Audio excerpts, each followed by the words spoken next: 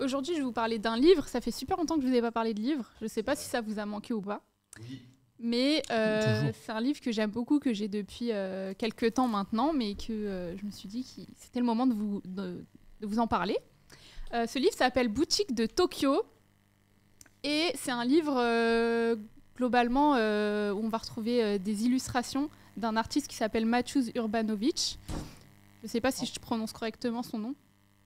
C'est un Polonais qui est né en 86, qui a fait des études de base d'informatique et qui travaillait pour le fabricant Wacom de tablettes. Lui, il était fan passionné de dessin, etc.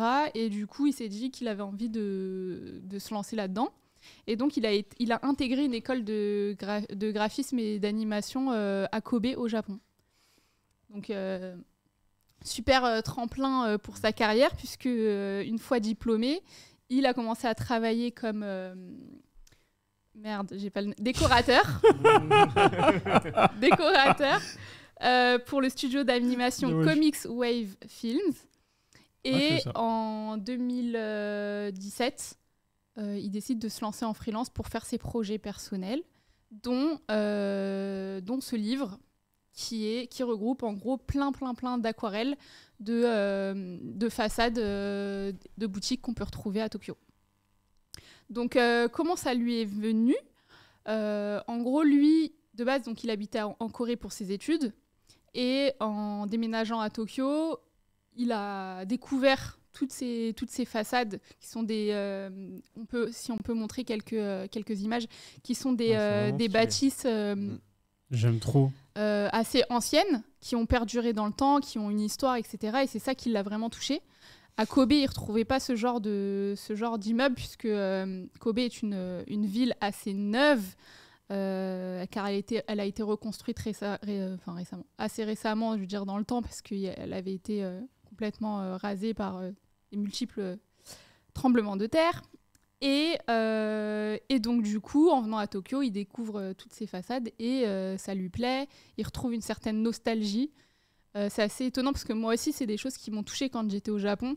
Une nostalgie, mais d'une époque que j'ai pas connue, en fait. Donc, c'est assez... T'es pas immortel ? En fait, toi, là-bas, quand ce genre d'immeuble, ils te font passer une histoire. Ils te font passer une histoire, mais... comment dire, c'est bizarre parce que tu sais pas exactement ce qui s'est passé, mais tu sens qu'il y a un vécu et tu le ressens d'une certaine façon, tu vois. Exactement. Et c'est vraiment ça en tout cas, il le dit lui-même. Les infos que je vous donne là, c'est des infos que j'ai pu récupérer sur son site, où il décrit vraiment un peu tout ce qui l'intéresse et comment il a travaillé sur son livre. Mais c'est vraiment ça qui l'intéressait, en gros, des bâtisses avec du vécu et qui ont une histoire, comme tu le disais, Yo. Et donc, comment il travaille ? Globalement, il se balade dans Tokyo et il prend des photos au détour de ses balades. Et après, il sélectionne les bâtisses qui l'intéressent et il les travaille à l'aquarelle. Donc, du coup, là, les bâtisses qu'on voit, c'est des vraies bâtisses qui ont existé. Exactement. D'accord. Okay. Exactement. Et c'est ça qui m'a super intéressée aussi dans ce livre. Donc, c'est que, bon, déjà, il y a des super belles aquarelles. C'est magnifique. Mais pour chaque bâtisse, en fait, c'est fou. Chaque bâtisse, il va présenter aussi l'histoire de la bâtisse. Donc, qu'est-ce que c'est ? C'est un magasin de quoi ? Qu'est-ce qu'on va y retrouver, etc. Le Milk Hall.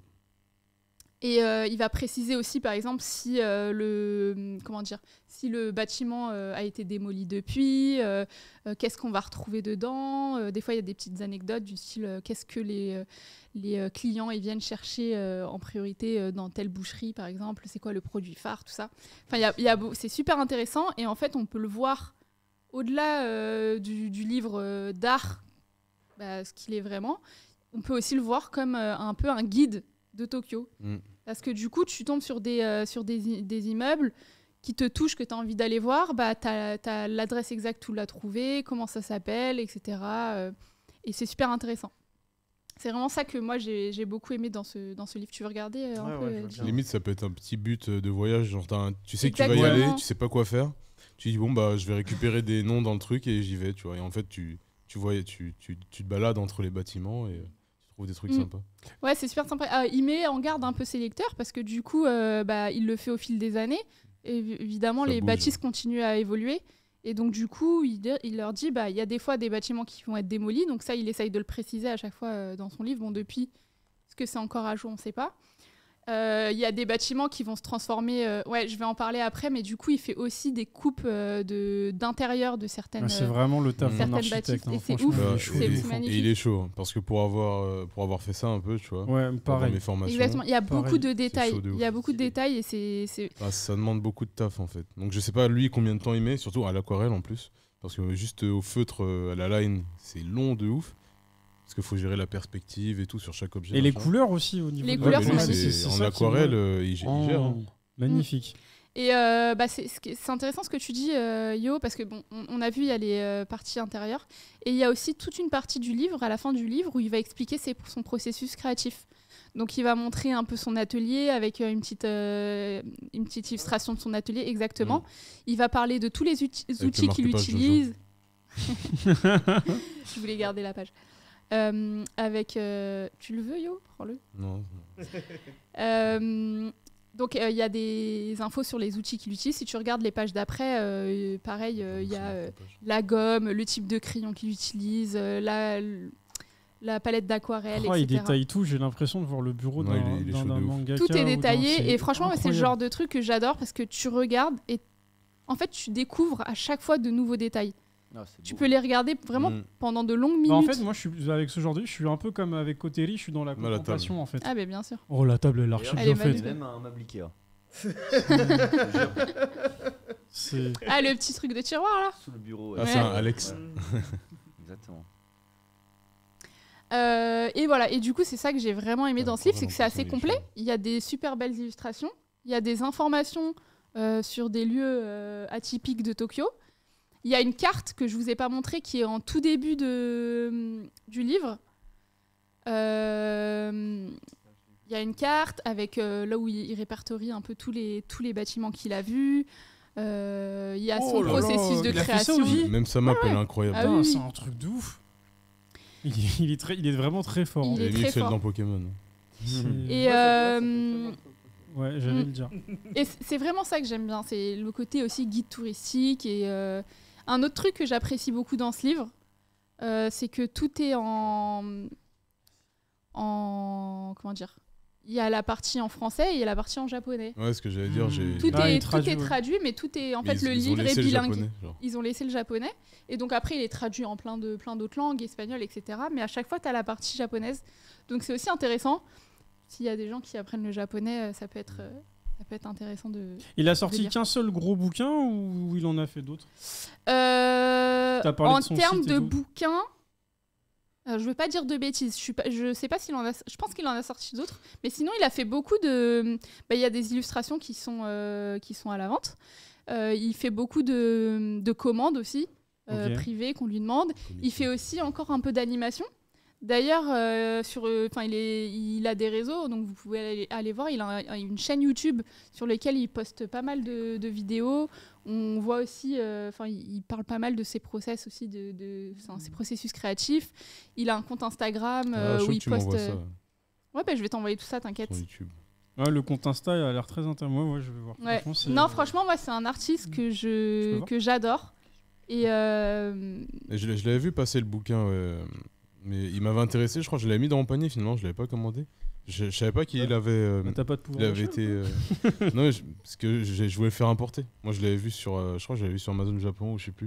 Et je sais pas qu'il avait été édité en France. bah, Ah ouais. après, honnêtement, l'édition, elle est super belle. C'est Ouais, je connais pas super quali. l'éditeur non plus. Ouais, c'est Il beau. coûte 25,90 €. Ouais, c'est bien. Ça va. Ce qui est tout à fait correct pour. Enfin, il est super épais, il y a énormément de pages. Non, Il y a et même du le papier détail, est il y a bon, il y a des choses écrites. Enfin, il y a. c'est un bon C'est papier. vraiment, il y a un gros travail derrière. Et c'est un travail qu'il avait commencé il y a plusieurs années et qu'il a décidé de terminer. Enfin, C'est dingue. Bah, justement, dans le chat, il nous dit c'est des années de taf, je pense. Ouais. ouais. En À votre gros, avis, vous qui êtes plus vraiment dessinateur. Et là, parce que moi, un Combien bâtiment d'années comme pour ça ça en aquarelle, je mets plusieurs jours juste pour faire. Enfin, je sais même pas si je serais capable de le faire, tu vois. Là, son taf sur l'aquarelle, il est incroyable. Il est incroyable. ouais. J'aimerais bien voir sur quel format il travaille déjà. je pense que c'est écrit Au dans moins, la fin du livre. au moins de 3 grosses journées de taf, moi, si je devrais dessiner. Ouais, encore moi plus, tu vois. En fait, ce qu'il faut savoir, c'est qu'avant qu'il se lance en freelance, quand il était encore décorateur dans le studio d'animation. En fait, il avait déjà commencé ce truc-là de faire quelques bâtisses, etc. Et en fait, c'est vraiment pour finir ce projet qu'il s'est dit, en fait, j'ai envie de faire mes projets perso et tout. Et donc, en fait, ça a duré plusieurs années, quoi. On voit pas s'il bosse sur du format raisin ou plus petit. Non, on voit, tu vois, il y a le matériel. Est-ce qu'il parle de la... Non, on voit par rapport à la taille de sa main. De la page des feuilles qu'il Ouais, utilise. peut-être, je sais pas, peut-être du A3 ou... Ouais, je pense que c'est... Montre à la caméra. Ouais, ça peut être représentatif, je pense peut-être sur du A3 vu les photos qu'il y a après. Bah, du coup, on voit son autoportrait, il se représente toujours comme ça. Chien, ouais. Mais grave. Très mignon. C'est aussi sa photo de. Ah, mais même profil, le sur crayon est archi bien fait. Ouais, c'est mais Non, mais tout est c'est incroyable. magnifique. Non, mais il a un talent de dingue. Hein. Ouais. Tout est... Incroyable. Ouais, du coup, il y a tout le détail, j'essaie de montrer comme ça. Son matériel et tout le matériel son qu'il process. utilise. Et pour le coup, ouais, en voyage, ça c'est un truc qui est vachement plaisant à faire. Enfin, pour le coup, je l'avais fait. Un jour, j'étais dans un. C'était à Amsterdam, je crois. J'étais chez un disquaire et il m'a dit tiens, je te donne une carte avec tous les disquaires de la ville. Et du coup, j'ai passé mon voyage à faire tous les disquaires. Et en fait, en m'arrêtant à chaque fois, je voyais un truc sympa, je m'arrêtais, tu vois. En fait, tu marches un peu sans but, mais avec un but. Ouais, Et, c'est une petite. C'est une quête. Voilà. C'est une seconde quête. Ah ouais. Comme non, si mais t'étais dans un RPG au final. C'est ça, c'est ça.